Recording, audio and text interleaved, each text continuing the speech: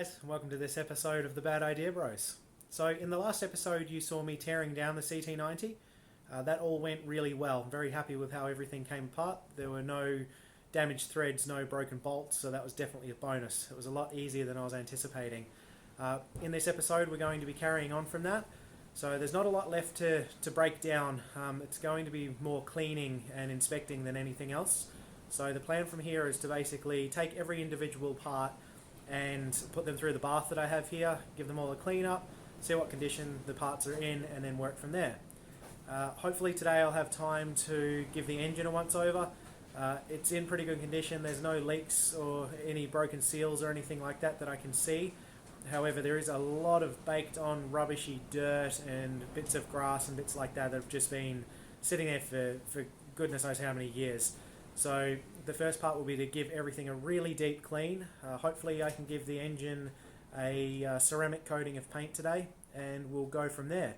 Not exactly sure what we're going to find, but we'll dive on in and see where we go. So a big thank you for joining me today, guys. I hope you enjoy.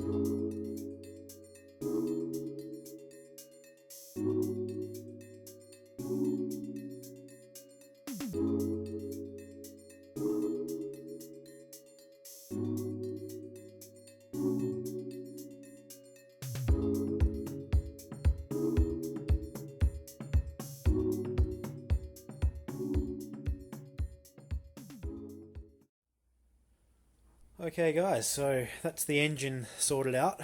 Next job is the front forks. As you can see, their boots are in bad condition.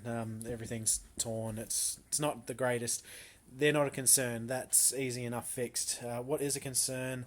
The guard mounts are actually broken, possibly on both sides. So that's a bit of a problem. Not really ideal. The other thing I've noticed is that they're not rebounding, so my guess is that the oil in these things is either in really poor condition or non-existent, and I won't know until I start pulling it apart. So that'll be the next job. We're going to disassemble these things and see what we're looking at. It might be a case of replacing. I'm not really sure yet, but let's dig in and see what we find.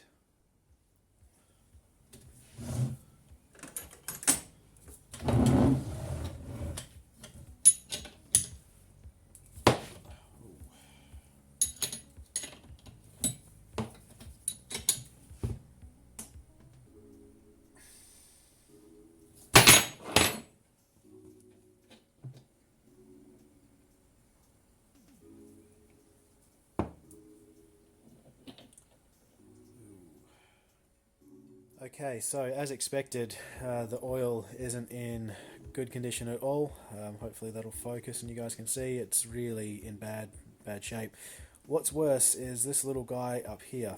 That, and if you can see that little part there, that should be inside the fork. That's part of the thread that should be holding these top bolts in.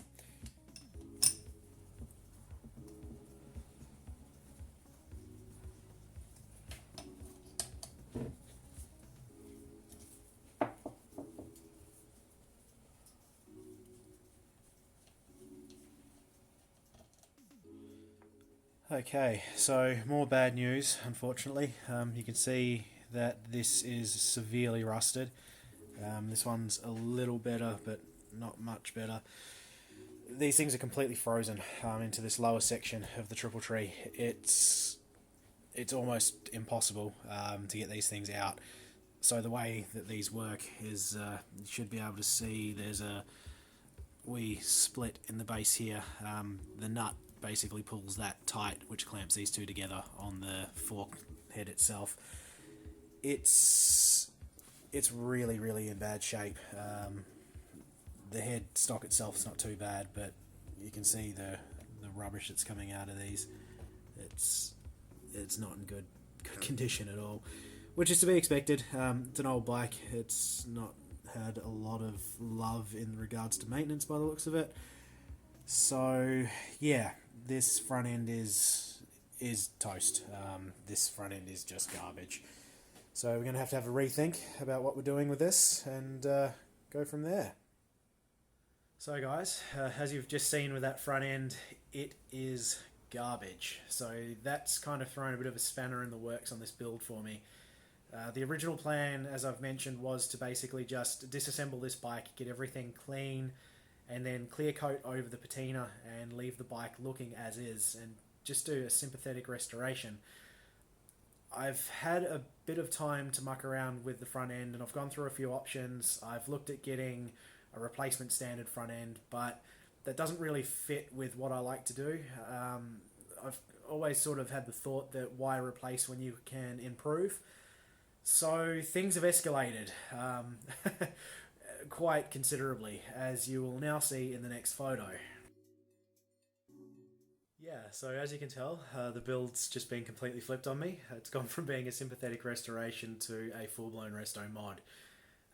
After offering up that front end to the CT frame, I knew that I couldn't really continue down the original restoration path. I just really enjoy how that bike looks with that front end. That does mean a lot of changes. So that'll be a hydraulic disc front end now as opposed to the old cable drum. That's going to affect all sorts of things like the speedo cable placement. The rear suspension's now going to have to be changed as well. It really has just opened up a can of worms, but that's okay. I do like a challenge. So I am going to go back to the drawing board now, have a think about what the next steps are and carry on from there. But I'm really happy that you guys have been coming along with this journey with me, and I really do appreciate it, so thank you so much. That's all I've got for this one currently. We're not really sure where we'll go to from here, but there will be some more episodes coming shortly, and I really appreciate it. So thank you so much, guys, and we'll see you in the next one. Bye.